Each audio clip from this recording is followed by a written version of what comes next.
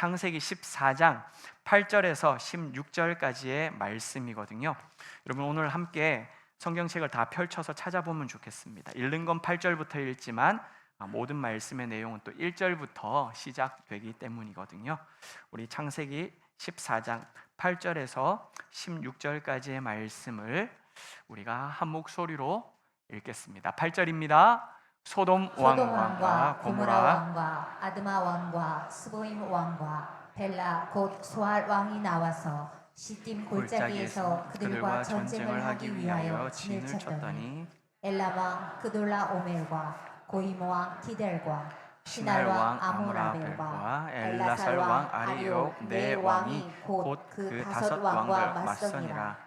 시딤 골짜기에는 역청 구덩이가 많은지라. 소돔 왕과 고모라 왕이 달아날 때에 그들이 거기 빠지고 그 나머지는 산으로 도망하며 네 왕이 소돔과 고모라의 모든 재물과 양식을 빼앗아가고 소돔에 거주하는 아브라함의 조카 롯도 사로잡고 그 재물까지 노략하여 갔더라. 도망한 자가 와서 히브리 사람 아브라함에게 알리니 그때 아브라함이 아모리 족속 마므레의 상수리 숲을 근처에 거주하였더라. 마므레는 에스볼의 형제요 또 아넬의 형제라. 이들은 아브라함과 동맹한 사람들이더라. 아브라함이 그의 조카가 사로잡혔음을 듣고 집에서 길리고 훈련된 자 318명을 거느리고 단까지 쫓아가서 그와 그의 가신들이 나뉘어 밤에 그들을 쳐 부수고 다메섹 왼편 호박까지 쫓아가 모든 빼앗겼던 재물과 자기의 조카 롯과 그의 재물과 또 부녀와 친척을 다 찾아왔더라. 아멘. 오늘은 그래도 사랑을 베풀다라는 제목으로 함께 말씀을 나누고자 합니다. 우리 옆 사람하고 한번 인사를 했으면 좋겠는데요. 이렇게 인사하십시다. 그래도 사랑하겠습니다. 사랑하겠습니다. 한번 인사를 하시죠. 한 번 더 인사해 보겠습니다. 그래도 은혜를 베풀겠습니다. 네, 그래도 사랑하는 것, 그래도 은혜를 베푸는 것 참 쉽지 않은 일일 수 있을 것입니다. 그런데 오늘 우리에게 주신 이 말씀을 통하여 하나님 아버지 그래도 제가 사랑해 보겠습니다. 그래도 하나님 아버지 제가 은혜를 베풀며 살아보겠습니다. 함께 같이 결단하는 귀하고 복된 주일 오전이 되기를 소망합니다. 지금 여러분 가나안 지역에는요 전쟁이 일어났습니다. 당시에는 지금처럼 대한민국, 일본, 중국 이렇게 큰 나라로 성장하기 전이었기 때문에 도시나 지역을 기준으로 하여 왕들이 이렇게 다스리고 있었습니다. 우리로 말하면요 지금 대한민국 안에 서울, 대전, 그리고 부산, 경기도, 강원도, 전라도 이렇게 각 지역마다 왕들이 있었다라는 것이지요. 그 도시의 왕 이름들 그리고 도시 이름들은 아까 제가 말씀드린 것처럼 1, 2절 14장 1, 2절 말씀에서 기록하고 있습니다. 그들 중에서 여러분 가장 강성한 도시, 가장 강한 힘을 가지고 있는 왕이 있었는데요. 그가 누구냐? 요단 서편이라고 하는 곳에 있는 엘람 왕 그돌라 오멜이었습니다. 처음에는 그 지역에 있는 그 주변에 있는 8개 지역 왕들이 하나같이 그돌라 오멜을 섬겼습니다. 당신이 우리의 왕이십니다. 우리는 당신의 밑에 있어도 괜찮습니다 라고 이렇게 여기면서 12년 동안을 그돌라 오멜 잘 섬기다가 4절 말씀을 보시게 되면요 여러분 13년째가 되면서 소돔과 고모라 지역을 포함한 사해의 5개 도시 5지역의 왕들이 그돌라 오멜을 배신합니다. 우리도 지금까지 할 만큼 했지 않느냐? 이제는 우리 힘을 보여주자. 우리도 가지고 있을 만한 것들 많이 가지고 있고 우리도 이 도시를 보면 못할 게 없는데 왜 그렇게 질질 끌려 다녀야만 하느냐? 그러면서 조공을 바치고 있었던 것을 끊어버렸던 것이지요. 그리고 1년 뒤 엘람 왕 그돌라 오멜은 자신을 중심으로 아직까지 잘 따르고 있는 그 3개 도시의 왕들과 서로 연합하여 4대 5로 이렇게 전쟁을 시작하게 되는 것이지요. 그런데 여러분 배반했던 이 5개 왕들과 곧바로 전쟁을 치렀던 것이 아니었습니다.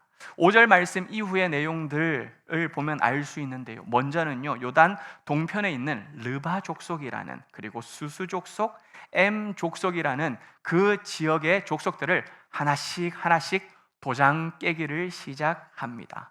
그리고 난 다음에는요, 삥 둘러서 남쪽 지역으로 내려가는데 세일산이라고 하는 그 광야까지 내려가서 호리 족속이라고 하는 그런 사람들도 내려치게 되지요. 그러면서 다시 올라오면서 아말렉 족속, 그리고 아모리 족속까지 후려쳤습니다. 어떤 모양새냐 하면요, 사해 5개 도시를 중심으로 해서 위에서 아래로 이렇게 휘 감으면서 점차 그 5개 도시를 조여오는 모습과 같았던 것이지요.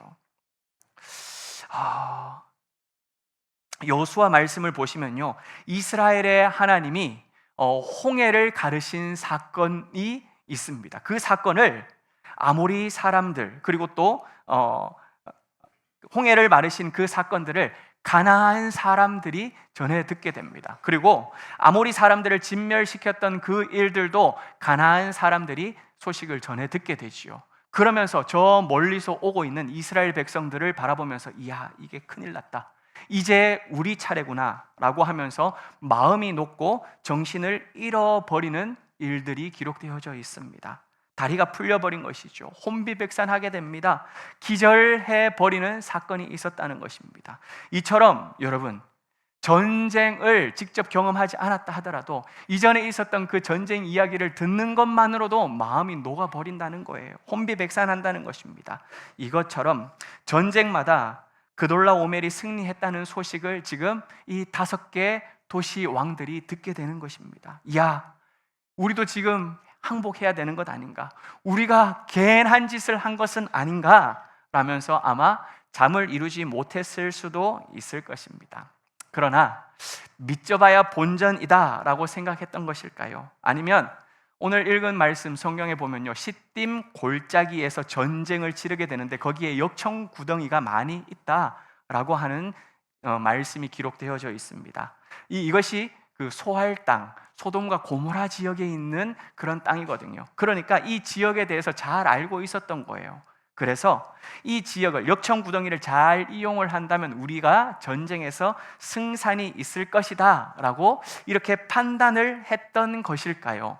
이 5개 사람들은, 배반했던 사람들은 항복하지 않습니다. 돌격 앞으로 라고 이야기를 하면서 그돌라 오멜과의 전쟁을 펼치게 되지요. 그런데 여러분, 결과가 어떻게 되었을까요? 처참하게 짓밟히고 말아버립니다. 아주 처절하게 박살 나게 된 것이지요. 롯이 소돔과 고모라를 바라봤었을 때 여러분, 그 땅이 어떤 땅이었는지 기억나십니까? 너무너무 아름다운 땅이었어요. 너무 좋았어요. 왜요? 물이 넉넉했기 때문이지요. 먹을 것이 풍족했었습니다. 도시는 화려하고 너무나도 세련되었던 것입니다. 그런데 여러분, 한번 생각해 보십시오. 전쟁에서 패하고 나면 그렇게 좋은 것들이, 그렇게 넉넉했던 것들이, 그렇게 아름다웠던 것들이 무슨 소용이 있겠습니까? 아무 소용없는 것이죠. 무책임했던 왕, 그리고 전쟁 나아가서 우리가 싸우고 이기고 돌아오겠다라고 그렇게 외치고 나갔던 군사들이었을지 모르겠습니다. 그런데 나가서 싸워보니까 이 전쟁이 안 되는 거예요. 그러자 나 살려라, 전부 도망가 버렸던 것입니다. 그렇게 되니 소돔과 고모라 땅에 풍성했던 것들, 넘쳐났던 그 양식들이 여러분, 한순간에 그냥 다 약탈당하고 말았던 것이지요. 성 안에 있었던 사람들은 전쟁 나아가서 이기고 돌아오겠지, 아마 이 생각을 하고 있었던 것 같습니다. 그러다 보니까 도망갈 준비를 전혀 하지 않았던 것이지요. 한순간에 자기 편 왕과 그리고 군사들은 다 도망가 버리고 그돌라 오멜이 소돔과 고모라, 소할 땅으로 쳐들어오게 된 것이죠. 그러면서 그 땅에 살고 있었던 주민들도 전부 다 사로잡혀가게 되고 가지고 있었던 재물들도 다 빼앗겨 버리게 됩니다. 그런데 여러분, 그 안에 누가 있었을까요? 롯의 조카, 아브라함의 조카 롯이 그 안에 있었던 것이죠. 롯조차도 사로잡혀 가버리고 가지고 있었던 그 모든 재물까지도 빼앗기고 말았던 것입니다. 여러분, 너무나도 끔찍한 일이 벌어졌습니다. 졌던 것이지요. 그런데 여러분, 여기에서는요, 롯의 판단 미스가 결정적인 몫을 했다는 사실을 알고 계십니까? 롯이 땅을 선택할 때에 그 기준이 무엇이었는지 여러분 기억하고 계실지 모르겠어요. 눈에 보이는 풍요함을 따라 땅을 보고 선택하고 갔다라는 것이지요. 창세기 13장 10절 말씀을 우리가 한 목소리로 읽어보겠습니다. 이에 롯이 눈을 들어 요단 지역을 바라본즉 수알까지 온 땅에 물이 넉넉하니 여호와께서 소돔과 고모라를 멸하시기 전이었으므로 여호와의 동산 같고 애굽 땅과 같았더라. 여러분, 롯이 이 소알 땅을 바라보면서 요단 지역으로 나아갔던 이유는 물이 넉넉하기 때문이었을 것입니다. 땅이 풍족했기 때문이었습니다. 여러분, 아브라함의 양치는 사람들과 자기의 양치는 사람들, 그들이 서로 다투었던 이유가 무엇입니까? 가축에게 먹여야 할 풀이 부족했기 때문이었던 것이죠. 그렇기 때문에 이 소알 땅을 향하여 나아갔다라고 볼 수가 있을 것입니다. 그러나 여러분, 10절 후반절 말씀을 한번 다시 보실까요? 롯이 소알 땅을 선택한 이유가 분명하게 나오고 있습니다. 뭐 때문이냐? 여호와의 동산 같고 애굽 땅과 같았기 때문에 롯은 그곳을 선택했다는 것이지요. 여러분, 이게 무슨 말씀인 줄 아세요? 아브라함과 롯은 기근이 닥쳐왔었을 때 내려갔던 곳이 어디였습니까?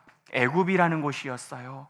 그 애굽을 내려갔다가 이제는 애굽 땅을 떠나 올라왔지 않습니까? 그럼에도 불구하고 롯의 마음 가운데서는 아직까지 뭐가 떠나지 않고 있었느냐 하면은 애굽이 떠나지 않고 있었다는 것입니다. 나는 애굽이 너무너무 좋았는데, 나 애굽에 있을 때가 너무 행복했는데, 야, 나 애굽과 같은 곳에 살고 싶어. 그 미련을 버리지 못하고 있던 찰나에 여러분, 소알 땅을 바라보게 되니 이 소알 땅을 바라보면서 뭐가 떠올랐을까요?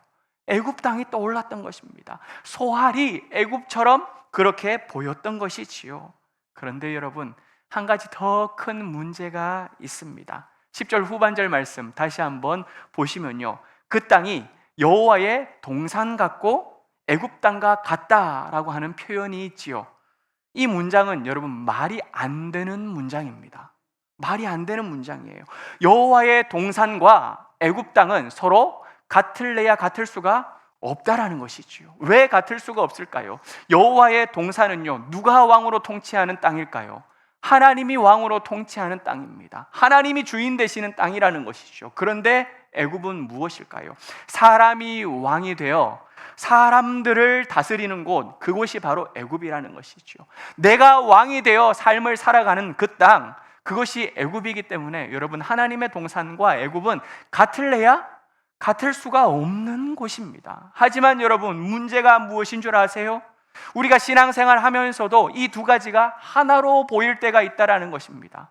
하나님의 동산과 애굽은 같을래야 같을 수가 없는데, 우리가 바라보면서 맞아, 여기가 애굽이지만 여기가 하나님의 동산이야 라고 착각하며 그렇게 살아갈 때가 있다라는 것이지요. 어떻게 해요? 죄를 짓고 있는 애굽의 길로 가고 있지만 이것이 하나님의 길이야, 하나님이 인정하는 길이야 라고 여기면서 그렇게 애굽 그 길을 하나님의 길로 내가 받아들이고 있다는 그 모습으로 우리가 신앙생활 할 때가 있다는 것입니다. 여러분, 이것은요 비극이에요.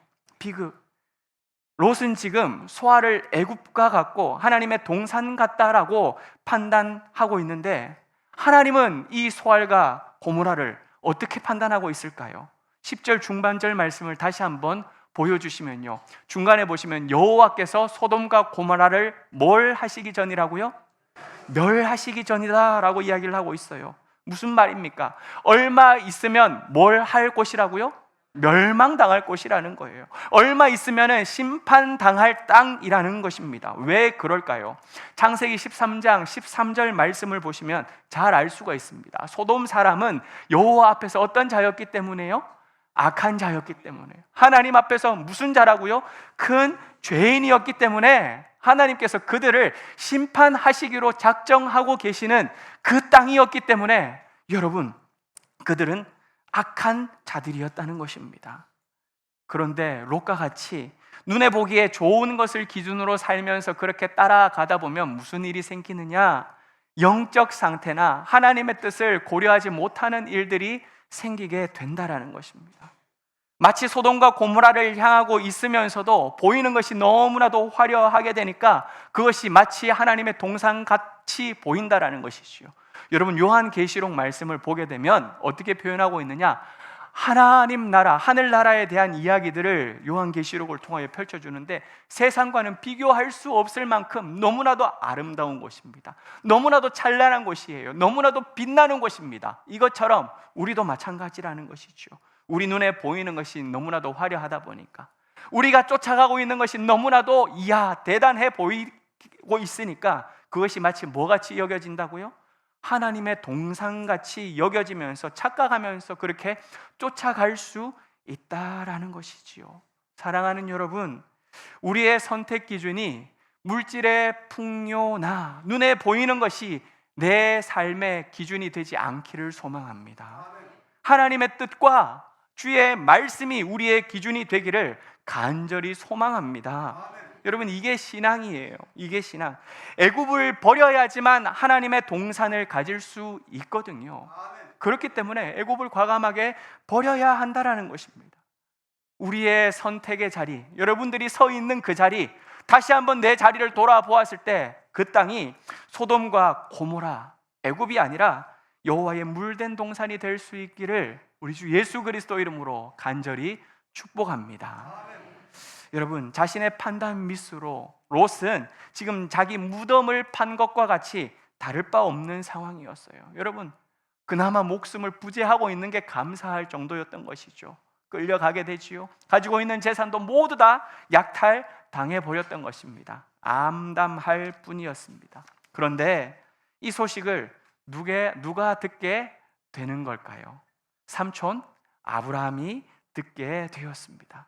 그 소식을 들었을 때 여러분, 무슨 생각이 가장 먼저 떠올랐을까요? 한번 상상해 보실 수 있을까요? 저는 이 말씀을 묵상하면서 그지, 맞아, 우리는 한 친족이지 않느냐. 네가 좌하면 내가 우하겠다. 그리고 네가 우하면 내가 좌하겠다. 선택권을 양보했던 그 순간이 아마 가장 먼저 떠오르지 않았을까 생각을 해봅니다. 아닙니다, 삼촌. 무슨 말씀을 그렇게 하십니까? 제가 삼촌에게 받은 사랑이 얼마나 큰데요. 삼촌이 먼저 정하셔야지요. 내가 지금 이 자리에 있는 것도 다 삼촌의 은혜 아니겠습니까? 그러니 삼촌께서 정하시면 제가 뒤에 전하도록 하겠습니다. 이렇게 예의 있는 답변은 여러분, 눈 씻고 찾아봐도 없다라는 거예요. 여러분, 코빼기도 보이지 않았습니다.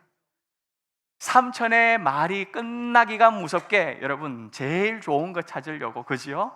내가 원하는 땅, 내 땅을 얻어보겠다고 여러분 발을 뒤꿈치를 쳐들고 내가 얻고자 하는 그 땅을 먼저 살펴보았습니다. 여러분, 헤어지면서는요 어땠습니까? 고맙습니다. 삼촌 덕분에 제가 이 땅들을 얻을 수 있게 되었습니다 라는 감사의 인사도 말 한마디 하지 않았습니다. 떠나가면서는요 그냥 훅 지나가는 것처럼 바람같이 사라지면서 삼촌 건강하십시오. 이제는 나이도 생각해야 되지 않겠습니까? 지금까지는 우리가 이렇게 있었지만 같이 지냈지만 이제는 제가 삼촌을 이렇게 돌볼 수도 없는데 삼촌 건강을 위하여서 제가 자주 인사드리러 오겠습니다. 건강 잘 지키시기를 바랍니다. 여러분, 이런 인사조차 하지 않은 그렇게 떠나버리는 롯의 뒷모습을 바라보면서 우리 가운데는 아마 이야 괘씸하다 이렇게 생각하는 분들도 있지 않을까 생각합니다.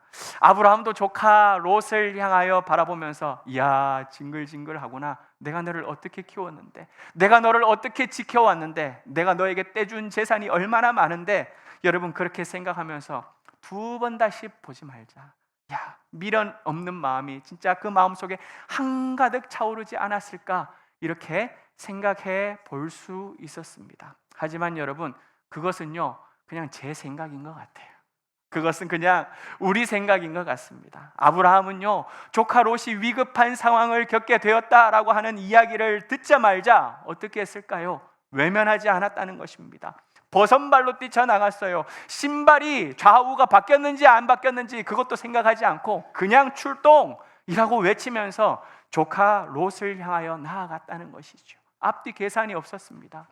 네가 좌하면 내가 우하고 네가 우하면 내가 좌하겠다라고 하는 이야기를 들었을 때 롯은 계산해가면서 내가 더 좋은 땅을 얻어야 될 텐데, 우리 가축들이 더 좋은 풀들을 먹어야 될 텐데, 여러분 그거 하나 생각하면서 나아갔지만 아브라함은요 계산하지 않았다는 거예요. 소식을 듣자마자 오, 내 조카 롯인데, 오, 내 자식과도 같은 아들인데 라고 여기면서 나아갔다라는 것이지요. 여기에서 여러분, 하나님이 기뻐하시는 사람의 모습을 볼 수가 있습니다. 어떤 모습일까요? 그럼에도 불구하고의 사랑입니다. 뭐라고요? 그래도 은혜를 베풀고 그래도 사랑하는 모습을 하나님께서 기뻐하신다는 것이지요. 우리 옆 사람하고 한 번 더 인사해 볼까요? 그래도 사랑하겠습니다. 한 번 더 인사하겠습니다. 그럼에도 불구하고 사랑하겠습니다. 아멘. 여러분, 우리 주변에는요 사랑할래야 사랑하지 못할 사람들이 너무나도 많이 있습니다. 나에게 한 것을 생각하면, 내 안에 지금 차곡차곡 쌓아놓고 있는 것들 내가 끄집어내기만 한다면 사랑할 사람보다 여러분 어떤 사람들이 더 많습니까? 미워할 사람들이 오히려 더 수두룩빽빽할 것입니다. 내가 이만큼 견뎌왔으면, 내가 이만큼 참아왔으면 내가 그래도 저 사람 한 번 정도는 미워해도 되겠지, 이런 생각을 가질 수 있는 사람들 아마 여기 많이 계실 것입니다. 어쩌면요 그 상처, 그 아픔, 그 미워하게 되는 감정들 멀리서 찾지 않아도 될 것 같아요. 가까운 곳에서, 가장 가까운 사람들에게서 받는 상처가 아마 더 크지 않을까 생각을 해보기도 합니다. 제가 영상을 하나 보았습니다. 아들과 딸에 관한 가족의 어찌 보면 실험 영상과도 같은 거였어요. 아빠 접시, 엄마 접시, 그리고 딸의 접시가 있었습니다. 그런데 그 접시 위에다가 아빠에게는 쿠키 하나를, 과자 하나를, 그리고 또 엄마에게는 빈 접시로, 그리고 딸에게는 쿠키 2개를 올려놓고 휴지로 가리워 두었습니다. 그리고 난 다음에 하나 둘 셋 하면서 그 휴지를 동시에 치웠는데, 여러분 엄마 접시에는 쿠키가 없지 않습니까? 그 모습을 보고 딸 아이가 자기 접시 위에는 쿠키가 2개가 있는 거예요. 그러면서 엄마를 쳐다봐요. 안쓰러운 모습으로 그 짧은 팔을 가지고 엄마를 이렇게 끌어안습니다. 그러면서 하는 말이, 엄마 이 쿠키가 먹고 싶어요. 나에게 2개 있는데 엄마에게는 1개도 없네요.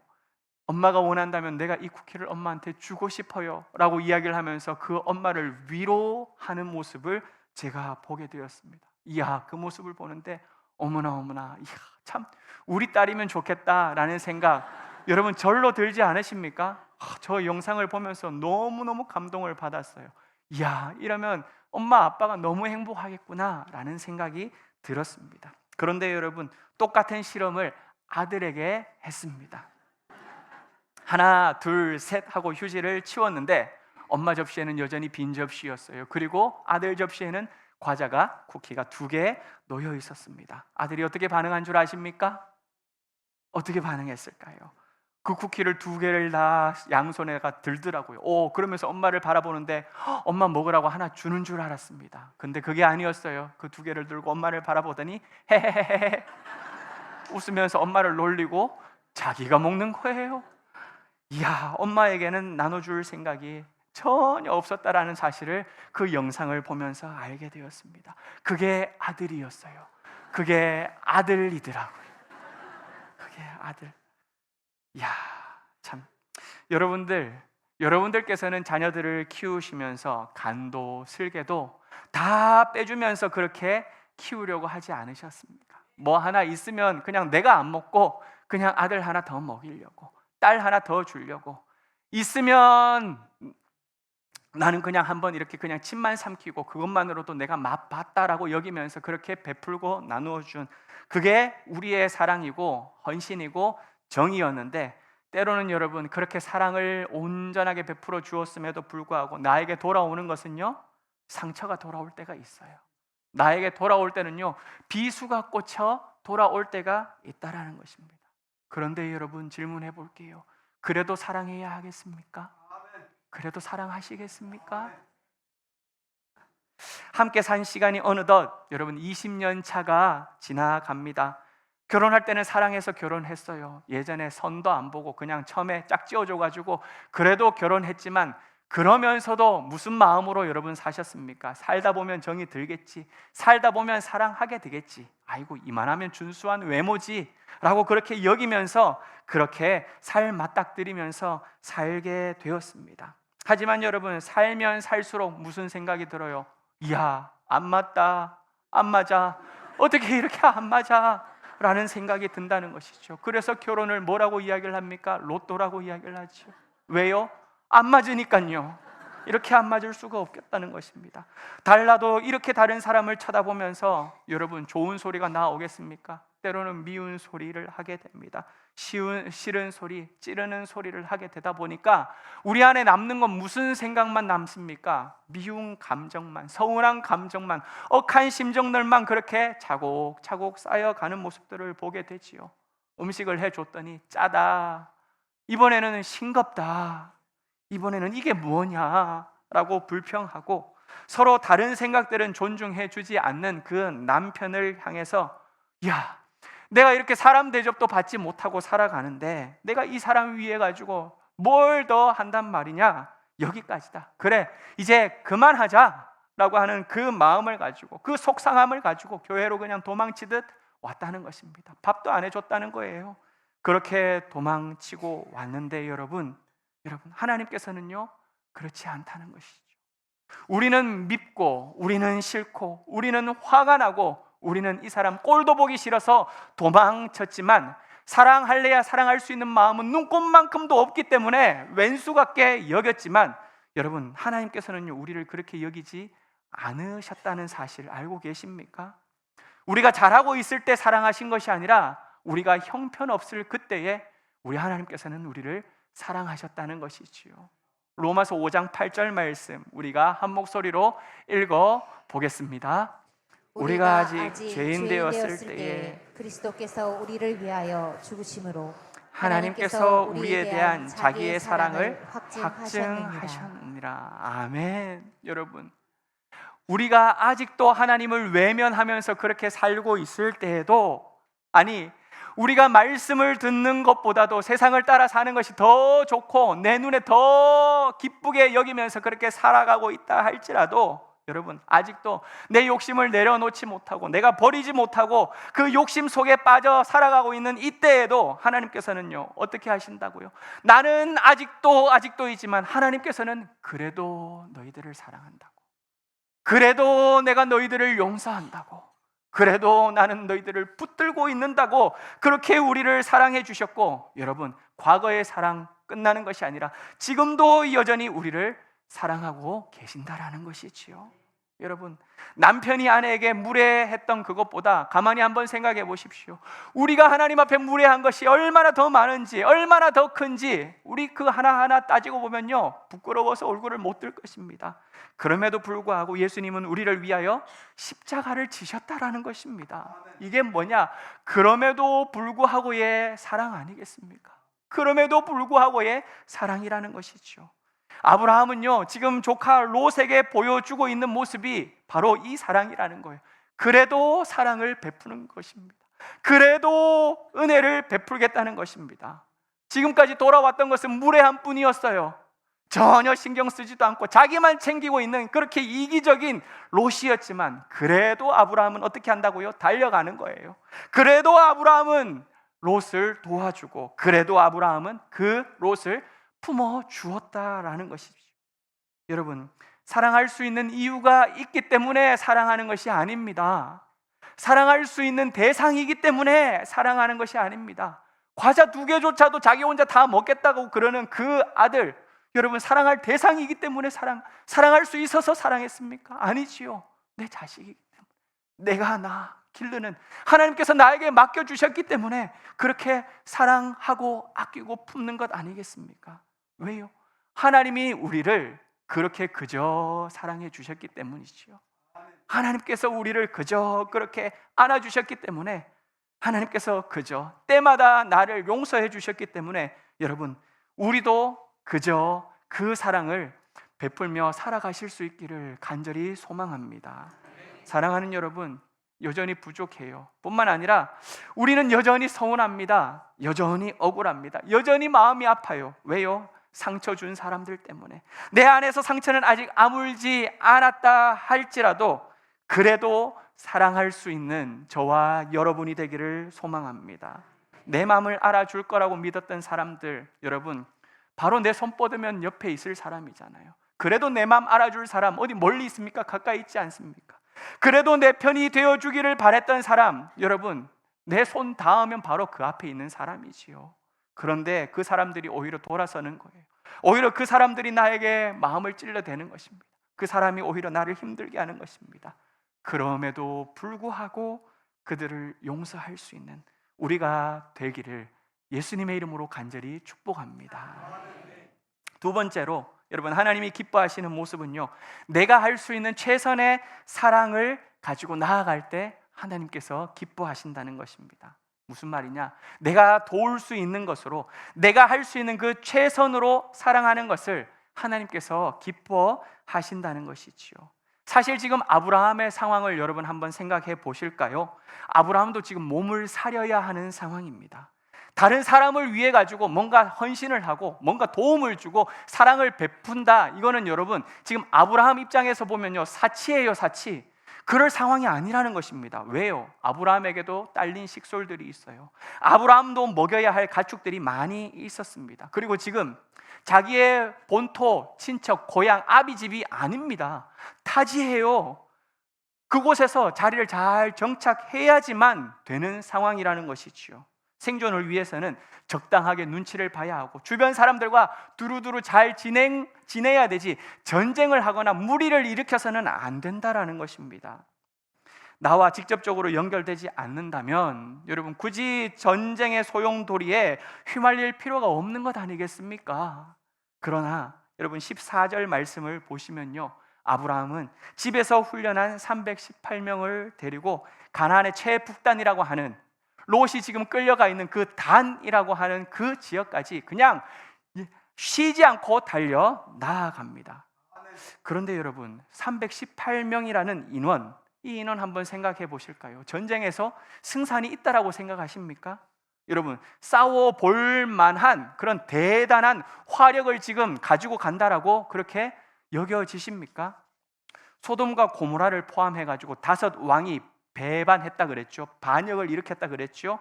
그들은요, 아브라함 집안하고 사이즈가 달라요. 아까 말했듯이 아브라함의 이 318명은 한 가정 안에서 길러진 사람들이지만 5개 도시, 5개 지역, 그곳에서 훈련되고 그곳에서 준비된 이 군인들은 여러분 수준 차가 다르다는 것입니다. 그렇게 5개 왕들이 하나가 되어 연합군을 만들어 가지고 그돌라 오멜에게 달려들었는데도 불구하고 적수가 되지 않았어요.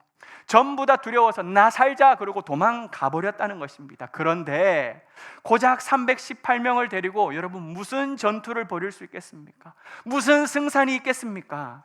게다가 이들은요, 집에서 길러진 훈련받은 자들이라는 것입니다. 해병대가 아니었어요.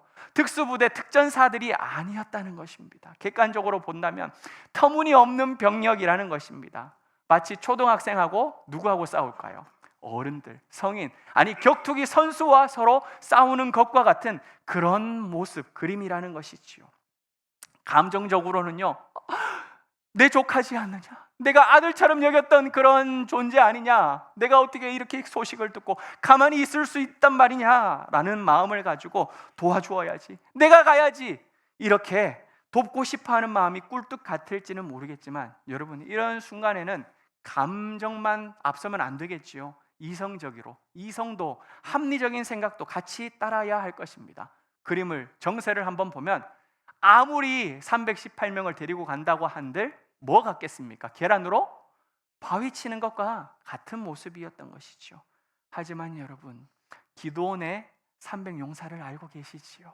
기드온의 300용사, 하나님께서 은혜를 주시면 300명으로도 못할 일이 없는 줄 믿습니다. 아멘. 하나님이 여러분 300명보다 앞서 싸워주시면 부족함이 없다라는 것이지요. 300명이어도 좋습니다. 여러분, 아니 30명, 아니 그보다 더 적은 그냥 3명만 데리고 간다 할지라도 괜찮다라는 말이에요. 무슨 뜻일까요? 하나님께서는 우리가 할 수 있는 범주 안에서, 내가 가지고 있는 역량 안에서, 내가 내어드릴 수 있는 그 시간 안에서, 그리고 우리가 가지고 있는 여건과 능력 안에서 최선을 다해 사랑하고 섬기기를 원하신다라는 것입니다. 그 작은 것을 가지고 주님 앞에 내어 놓을 때에 하나님께서는 그 위에 하나님의 은혜를 덮으시고 하나님의 능력을 통하여 놀라운 일들을 펼쳐 가신다라는 것이지요. 그 숫자가 318이라는 숫자라는 것입니다. 결코 강한 군대가 아니지만 아브라함이 할 수 있는, 자신이 내어 놓을 수 있는 최고의 사랑을 가지고 주님 앞에 나아갔을 때에 하나님께서는 그 아브라함의 마음을 받으시고 놀라운 승리를, 롯이 다시금 돌아오게 되는, 재물도 하나도 빠뜨리지 아니하고 다 찾아오게끔 해주시는 승리를 허락해 주셨다라는 것이지요. 사랑하는 여러분, 이것이 우리가 믿는 은혜의 원리라는 것입니다. 은혜의 원리는 여기에서 시작돼요. 가장 작아 보인다 할지라도, 형편없다 할지라도, 그래 내가 가지고 있는 그 2렙돈을 하나님 앞에 올려드릴 때에 우리 주님께서는 그것을 통하여 하나님의 역사를 펼쳐 가신다라는 것입니다. 내가 가진 사랑은 연약할 수 있어요. 여러분, 내가 가지고 있는 사랑은 부족할 수 있습니다.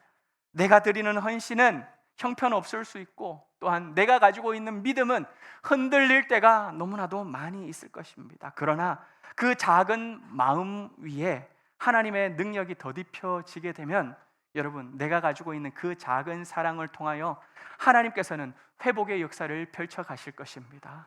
내가 가지고 있는 그 작은 사랑을 통하여 예수님께서는요, 영혼을 소생시켜 가실 것입니다. 내가 가지고 있는 그 작은 사랑을 통하여 성령 하나님께서는 우리가 예상하지 못했던 기이한 역사들을 만들어 가실 줄 믿습니다. 여러분, 우리는 그냥 하나님 앞에 구름 한 조각을 올려드릴 뿐이에요.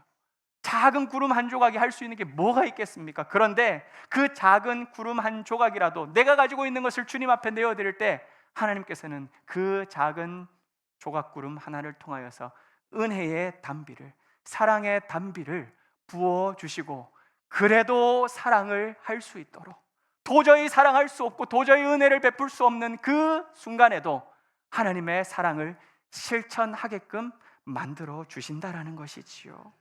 여러분, 사랑할 수 없는 대상이라 할지라도 그래도 사랑을 베풀고, 그래도 은혜를 베풀려고 이렇게 애를 썼더니 하나님께서 아브라함으로 하여금 뭘 하게 하신 줄 아세요? 찬양하게 하신 줄 믿습니다. 창세기 14장 20절 말씀을 우리가 함께 읽어봅니다. 시작. 너희 대적을 내 손에 붙이신 지극히 높으신 하나님을 찬송할지로다 하매 아브라함이 그 얻은 것에서 10분의 1을 멜기세덱에게 주었더라. 아멘. 여러분, 전쟁을 마치고 난 다음에 개선 장군처럼 돌아왔습니다. 그런데 이 멜기세덱이, 살렘 왕 멜기세덱이 이야기를 하는 거예요. 너의 대적을 너의 손에 붙이신 것은 네가 잘나서 318명이 똑똑해서 대단해서 전술이 탁월해서가 아니라 누구 때문이라고요? 지극히 높으신 하나님 덕분에 네가 승리를 얻게 되었다라는 것입니다. 여러분, 우리는 낮추게 하시고 하나님은 드러내게 하시며, 하나님께서 우리에게 작고 연약한 사랑을 통하여 완전한 사랑을 만들어 가실 수 있는 능력을 베풀어 주신다라는 것을 말씀을 통해 보게 된다라는 것이지요. 여러분, 우리가 할 수 있는 만큼 주님 앞에 내어드리면 됩니다. 내가 가진 것만큼 내가 내어드릴 수 있는 그 마음을 다하여 사랑해 보십시오. 하나님께서는 그 사랑을 귀하게 여기시고 그 사랑 위에 하나님의 은혜와 능력을 더해 주셔서 우리로 하여금 이처럼 찬송하게끔, 무너졌던 관계를 다시금 회복시켜 주심으로 하나님 고맙습니다. 하나님 감사합니다. 주님 덕분에 우리가 회복할 수 있었습니다. 주님 덕분에 내가 다시 사랑할 수 있었습니다. 주님 덕분에 우리가 온전해질 수 있었습니다 라고 고백하도록 만들어 주신다라는 것이지요. 사랑하는 여러분, 오늘 이 시간 우리에게 주신 말씀을 붙잡으면서 그래도 사랑하겠노라 다짐하는 우리 모두가 되기를 소망합니다. 그래도 용서할 수 있는 여러분들 되시기를 바랍니다. 그럼에도 불구하고 품어주며 내가 할 수 있는 그 작은 사랑 하나님 앞에 올려드리겠노라 다짐하는 저와 여러분 되기를 주 예수 그리스도 이름으로 축복합니다. 우리를 먼저 사랑해 주시고 우리를 먼저 용서해 주시고 우리를 먼저 품어주신 그 하나님의 사랑을 이 시간 같이 찬양했으면 좋겠습니다.